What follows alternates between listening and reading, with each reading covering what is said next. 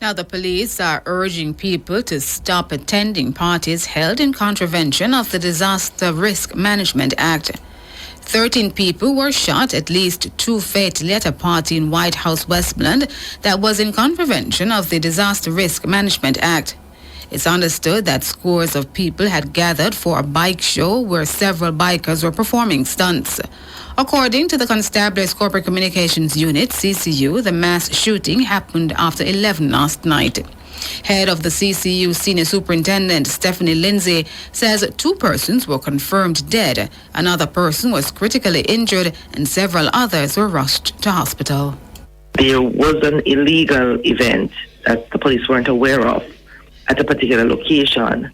Sometime during that event, we understand that there was a dispute between persons at the location. I understand one of them could have been the promoter.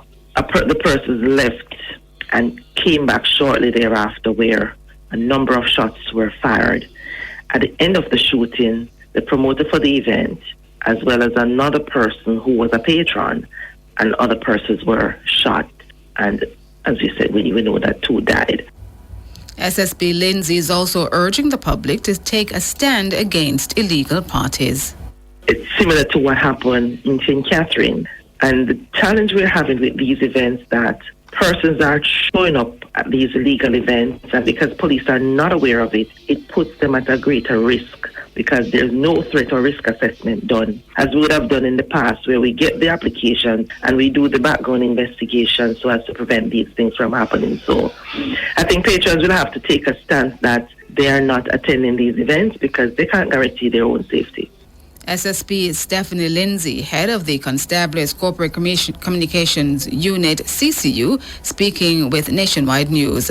Another alleged illicit party turned deadly in Portmore, St. Catherine on Friday night. 11 patrons were shot, 1 fatally in that incident. In the meantime, National Security Minister Dr. Horace Chang says the police are working to interrupt more of the illegal parties before they are held. He notes the mass shooting at an illegal party in Portmore, St. Catherine was linked to gang activities. The National Security Minister says he suspects the incident in Westmoreland was also gang-related. According to Minister Chang, some criminals are using these parties as cover to commit daring murders. Stephen Simmons reports. Minister Chang notes that some citizens are resisting the curfew measures imposed as a means to contain the spread of COVID-19. He says they're holding social gatherings in convention of the Disaster Risk Management Act. 2 major incidents over the weekend associated with 2 illegal gatherings. There is the general demand by the Jamaican public to have these social gatherings. The population, we are very involved in that kind of activity. Music is a big part of our brand. So the resistance to the hunting curfew, which is necessary. The killings that take place reflects a long-standing and deeper problem of our propensity by a large number of young males largely to use violence as a means of resolving their disputes. Minister Chang says while the police have ramped up measures to remove illegal guns from the streets, many remain in the hands of criminals. But there's a significant number of guns out there despite of major interceptions of the individuals involved in the drugs from gun trade, as well as major fines on territorial activities. But there's still a lot of guns out there. While guns are out there and the propensity for violence remains, here we have unfortunate incidents like this. He says criminals are using clever ways to perpetrate their illicit activities. But the National Security Minister says the police are also improving their use of technology to intervene. These parties, I gather, they're using headphones, so they're very recognized, so you don't get another abatement in this case, which we have tried a few people with that recently. The Jamaican community is very creative, We're certainly allowed to be much more aggressive and reducing these gatherings. In fact, I'm aware that there were at least 2 similar gatherings planned in St. Catherine, which was intercepted and aborted by the police before they started. So what they're doing is they use telephones to make connection and social media to advertise the dances. Once it becomes known, we have to intercept it. He says the efficiency and proficiency of the police have improved significantly. The police have been very creative too in responding, using the technology we have given them. We have to complete the process. The entire system is not built out, but they're able to respond almost in real time. We have to get better than that. So while currently, we can respond within the kind of half hour we have to be there before to prevent the killing. That's really what we have to do. But that's what the commissioner is asking for, to even go beyond that and remove some of the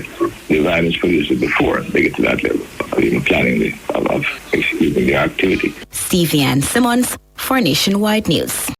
Police in Austria say several people have been injured in a shooting in central Vienna. Austrian Interior Minister Karl Nehammer described the incident as a terror attack and said that one attacker had died. Another was on the run in the Austrian capital after the shooting. A large-scale security operation is underway.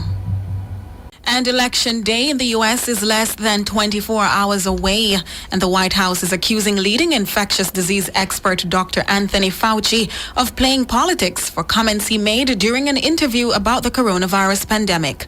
Dr. Fauci told the Washington Post the U.S. was in for a, quote, whole lot of hurt, end quote. He also offered an assessment of how both President Donald Trump and his Democratic rival Joe Biden are approaching the pandemic. Managing the pandemic is one of the big-ticket items leading into the 2020 election. President Donald Trump suggested to supporters he would fire Fauci if he's given a second term, while Democratic candidate Joe Biden told voters he'll hire Fauci and fire Trump. More in this report. The final push for votes before November 3 follows America's worst ever week for new coronavirus cases, with more than 1,000 people dying each day. It's been a sore point for President Trump, who told electors on Friday that he'll heed their advice to fire Fauci if he's given a second term.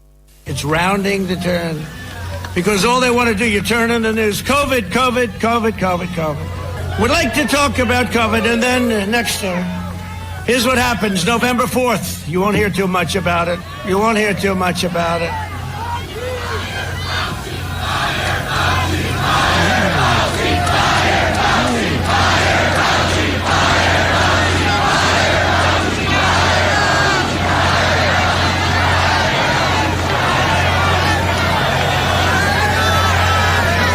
Don't tell anybody, but let me wait till a little bit after the election.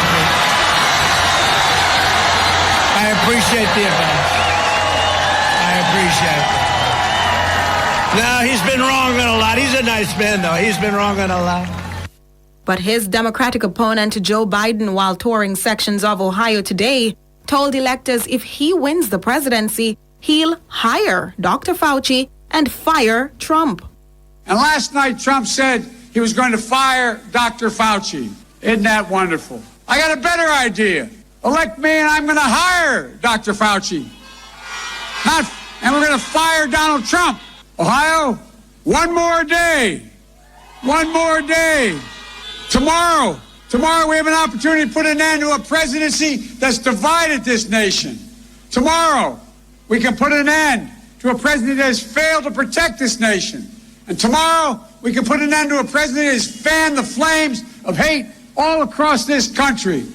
Millions of Americans have already voted. Almost 100 million have voted so far. 100 million voted already. In the meantime, President Trump's visiting North Carolina, Pennsylvania, Wisconsin, and Michigan, while Biden campaigns in Pennsylvania and Ohio, all battleground states. National polls suggest a healthy lead for Mr. Biden in Tuesday's election. But his lead is narrower in the handful of states that could decide the result. Nika Lewis for Nationwide News. Conflict is brewing in the People's National Party Youth Organization, PNPYO, after its General Secretary, Dexroy Martin, declared that PNP presidential aspirant Mark Golding is being supported by a majority of the party's youth arm delegates. PNPYO Kingston Parish Chairman Kedron Allen says Mr. Martin should retract what he's describing as an erroneous statement that was made public via Mark Golding's Twitter page on Friday. Mr. Allen says stating false statistics will not change the results on November 7. More in this report from Wayne Walker. PNPYO General Secretary Dexroy Martin declared his support for Mark Golding on Friday after explaining in a video that the PNP needs a strong leader who can revive the party. He said 14 of the 21 delegates associated with the party's youth arm are supporting Mr. Golding for the presidency.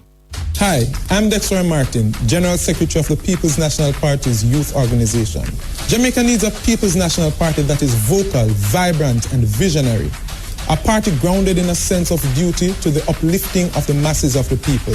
A party that listens and has the people at the center of its decision-making. Comrade Mark Golding is the person to lead that PNP. On November 7, join me and 13 of the 21 PNP-YO delegates as we go with gold. However, the PNP-YO's Kingston Parish Chair, Kedron Allen, who is supporting the other presidential aspirant, Lisa Hanna, is challenging the numbers stated by the PNP-YO's General Secretary. Mr. Allen told the Nationwide News that in an email to the PNP-YO, Mr. Martin said he would make a personal declaration about his support for Mr. Golding. He says Mr. Martin's inclusion of the PNP-YO delegates in his declaration came as a shock to the organization. What I think is a bit disingenuous is the fact that he had released an email to us, the National Council of the PNP-YO, to say that, okay, he will be making a declaration, and that declaration would be about himself as the General Secretary for the PNP-YO supporting Mark Golding, and that was it. But to our surprise, he also included the PNP-YO to say that there are 14 delegates from the YO supporting Robert Golding. According to Mr. Allen, since the PNP-YO General Secretary publicly endorsed Mr. Golding, members of the organization have been questioning who are the delegates Mr. Martin is making reference to. But Mr. Allen says the PNP-YO General Secretary might be in for a surprise. In my honest opinion, it was not the right thing because based on his publication, a lot of persons, I received calls and texts asking, who are the persons in this 14 that they're referring to. And I know one delegate in particular asked about that, and I know that one person to them is on their 14, which is not so. The PNP-YO Kingston Parish Chairman also says Mr. Martin's figures are questionable because they do not line up with the results of his team's canvassing. According to Mr. Martin, he gave the number based on, the canvas that his team had done. But from the canvas that our team has done, our number says otherwise. Of course, those information we can't reveal to the public, as well as, it is known that there are persons who, because of the particular position that they hold, they can come forward to say that, okay, yes, they're supporting Comrade Golding. The National Security Minister, Dr. Horace Chang, says the government and security experts need to carefully examine to what extent they will allow commercial and entertainment activities this Christmas. Last month, Prime Minister Andrew Holness said if people comply with the anti-COVID-19 measures and there is no further spike in cases, there could be a relaxing of the curfew measures during the Christmas holidays. But Minister Chang says that plan may have to be re-examined because criminals are using parties as a cover to commit murders.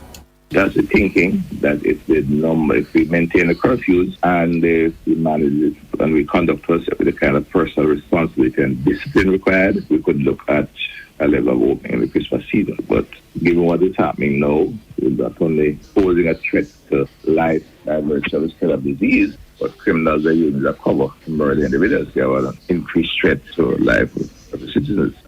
The National Security Minister and Deputy Prime Minister says he notes several responses in favor of sustaining tighter restrictions during the Yuletide season. He says that could cripple businesses further. We'll have to look at it very carefully because at the time in Jamaica, they said have certain cultural habits which are ingrained in society, and the other side of the coin is you lock them down. Of course, there'll be a certain mental pressure and maybe even reaction to it, which would create further problems. But we'll have to look at it from a security point of view very carefully, look at the intelligence we have, and even look at the intelligence gathering mechanism we have in place, see how we can abort and disrupt and prevent this kind of murderous activity out there.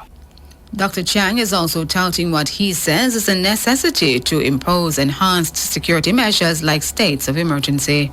It, of course, gives credence to the Commissioner's demand that we will need the enhanced security measures because oftentimes some of these individuals are known and the only way you can stop them killing each other is to reduce your liberty for a certain time. Certainly the time has to be examined because you can't, despite the challenges, you can't just lock away citizens for indeterminate periods. But where the information and the intelligence is credible and you're aware that people are health violence producers, you have to be able to prevent them from carrying out their activity.